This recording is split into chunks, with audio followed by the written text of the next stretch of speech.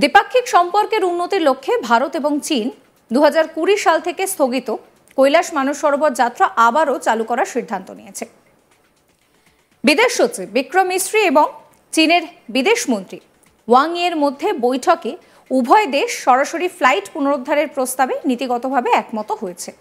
বিদেশ মন্ত্রক তার বিবৃতিতে জানিয়েছে যে উভয় পক্ষই 2025 সালের গরমে কৈলাস মানস সরোবর যাত্রা আবারও শুরু করার সিদ্ধান্ত নিয়েছে। এর জন্য প্রয়োজনীয় যা পদ্ধতি রয়েছে সেই নিয়ে আলোচনা করা হবে এবং পুরো বিষয়টাই চুক্তি অনুযায়ী কাজ করা হবে। এছাড়াও দুই দেশ ভারত এবং চীন বিশেষজ্ঞ পর্যায়ের প্রক্রিয়ায় একটি প্রাথমিক বৈঠকে সম্মত হয়েছে, যেখানে আন্তঃসীমান্ত নদী সম্পর্কিত জলবিদ্যুৎ সংক্রান্ত তথ্য পুনরুদ্ধার এবং অন্যান্য সহযোগিতা নিয়েও আলোচনা করা হবে। ভারত এবং চীনের মধ্যে এই সম্পর্ক বেশ গুরুত্বপূর্ণ বলেই মনে করা হচ্ছে। অন্যদিকে অক্টোবরে প্রধানমন্ত্রী নরেন্দ্র মোদী এবং প্রেসিডেন্ট শি জিনপিং এর মধ্যে হওয়া চুক্তি অনুযায়ী রাশিয়ার কাজানে একটি বৈঠকের আয়োজন করা হয়েছিল। বৈঠকে উভয় পক্ষ দ্বিপাক্ষিক সম্পর্ক স্থিতিশীল ও উন্নয়নের গুরুত্বপূর্ণ পদক্ষেপ নিতে সম্মত হয়েছে। বৈঠকে উভয় দেশ জনগণের মধ্যে সংলাপের প্রচার এবং সুবিধার জন্য যথাযথ পদক্ষেপ নিতে সম্মত হয়েছে। সেখানে মিডিয়া এবং থিঙ্ক ট্যাঙ্কগুলির মধ্যেও কিন্তু আলোচনা হয়েছে।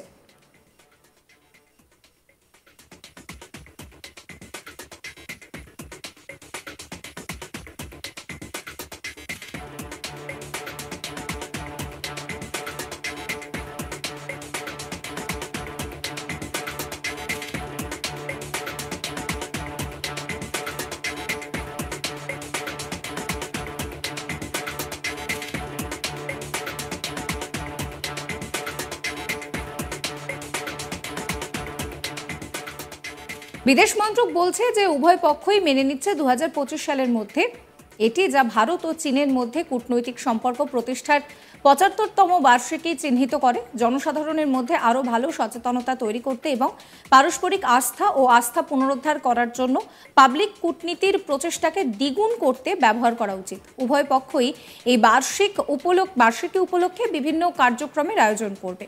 বৈঠকের আগে বিদেশ মন্ত্রক বলেছিল যে আলোচনার মূল ফোকাস দ্বিপাক্ষিক সম্পর্কের উন্নতি এবং যাতে কোনোভাবেই এলওসির যে বিরোধ রয়েছে সেটা সমাধান করা যায় সেদিকে জোর দেওয়া হবে। মন্ত্রক আরও বলছে যে কৈলাস মানস সরোবর যাত্রা আবার শুরু করা, দু দেশের মধ্যে সরাসরি ফ্লাইট শুরু করা এবং চীনা নাগরিকদের জন্য ভিসার সুবিধা নিয়ে দুপক্ষের মধ্যে আলোচনা হওয়ার সম্ভাবনা রয়েছে।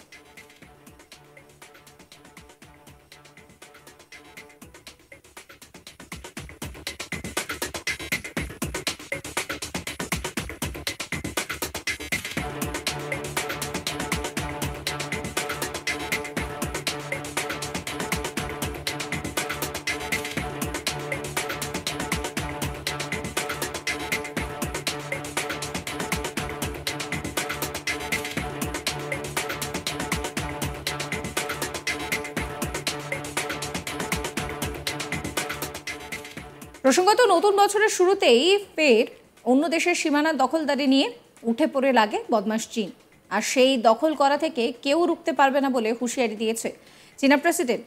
ভারতীয় ভূখণ্ড দখলের জন্য কবে থেকে ওঁত পেতে রয়েছে তারা, সুযোগ পেলেই কবজা করে নেবে লাল ফৌজের দল। তবে সীমান্তের লড়াই শেষ করতে ভারত চীনের দিকে বন্ধুত্বের হাত বাড়িয়ে দিয়েছে। এই পরিস্থিতিতে চুপিসারে লাদাখের কিছু অংশ নিয়ে নতুন প্রদেশ দাবি করে বসেছে চীন। চীনের দাবি তাদের দখল করা দুটি প্রদেশের মধ্যে পড়েছে লাদাখের কিছু অংশ।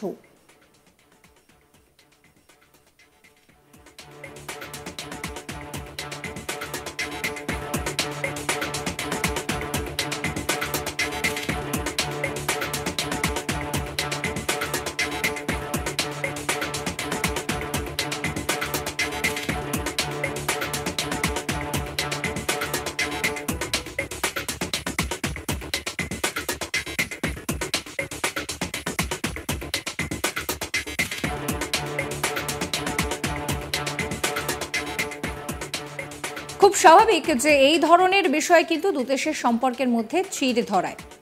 তবে ভারতীয় ভূখণ্ডে বেআইনিভাবে চীনা দখলদারি কোনোভাবেই বরদাস্ত করা হবে না বলে স্পষ্ট হুঁশিয়ারি দিয়েছে নয়াদিল্লি।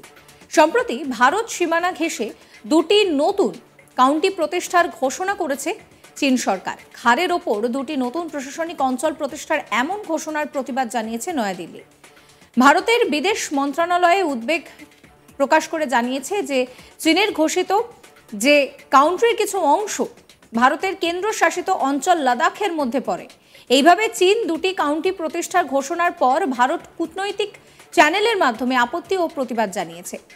চীনের সংবাদ মাধ্যম সূত্রে খবর, গত 27শে ডিসেম্বর উত্তর পশ্চিম চীনের জিনজিয়াং উইঘুর স্বায়ত্তশাসিত অঞ্চলের সরকার দুটি নতুন কাউন্টি প্রতিষ্ঠার কথা জানায়।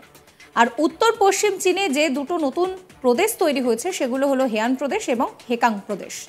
কমিউনিস্ট পার্টির কেন্দ্রীয় কমিটি তাতে আবার শিলমোহরও দিয়েছে। আর এটা কিন্তু খুব ভালোভাবে ভারত যে দেখছে না তা বলার অপেক্ষা রাখে না। বিদেশ মন্ত্রকের তরফে জানানো হয়েছে কাউন্ট্রির কিছু অংশ লাদাখের অধীনে পড়ে। ভারত কখনোই ভারতীয় ভূখণ্ডে চীনের অবৈধ দখলদারিকে বরদাস্ত করবে না।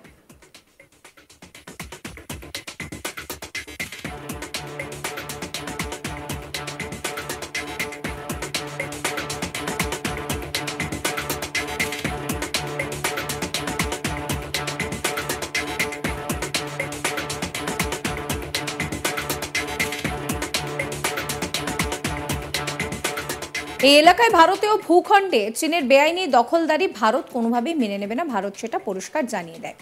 ভারতের বিরোধিতা করছে সেই বিষয়টাও জানানো হয়েছে। এর আগে গত 25শে ডিসেম্বর এক প্রতিবেদনে জানা যায় তিব্বত স্বায়ত্তশাসিত অঞ্চলের ইয়ারলুং সাংপো নদীর ওপর একটি জলবিদ্যুৎ প্রকল্প নির্মাণ করছে চীন।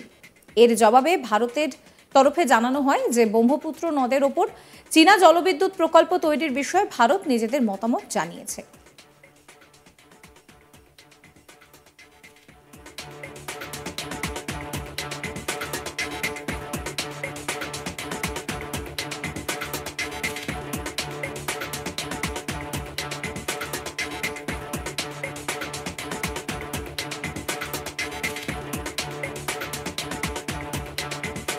এই আবহের মধ্যেই যেটা জানা যাচ্ছে যে এবার ভারত চীনের সম্পর্কে নতুন মোড়, তার কারণ দ্বিপাক্ষিক সম্পর্কের উন্নতির লক্ষ্যে ভারত এবং চীন 2020 সাল থেকে স্থগিত কৈলাস মানস সরোবর যাত্রা আবারও চালু করার সিদ্ধান্ত নিয়েছে।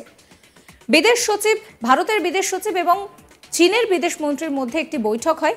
সেখানেই কিন্তু উভয় দেশের মধ্যে আবারও বিমান পরিষেবা চালু করার বিষয় নিয়ে কিন্তু আলোচনা হয়েছে এবং তাতে তারা নীতিগতভাবে একমত হয়েছে। বিদেশ মন্ত্রকের তরফে জানানো হয়েছে যে 2025 সালের গরমে কৈলাস মানস সরোবর যাত্রা আবারও শুরু করার সিদ্ধান্ত নেওয়া হয়েছে। এর জন্য যা কিছু পদ্ধতি রয়েছে সেই নিয়ে আলোচনা করার জন্য ইতিমধ্যেই কাজ শুরু হবে এবং সেই পুরো প্রক্রিয়াটা চুক্তি অনুযায়ী কাজ করবে। এছাড়াও ভারত এবং চীনের বিশেষজ্ঞ পর্যায়ের প্রক্রিয়ার যে বৈঠক, সেখানে কিন্তু বেশ কিছু গুরুত্বপূর্ণ বিষয় নিয়ে আলোচনা করা হয়েছে।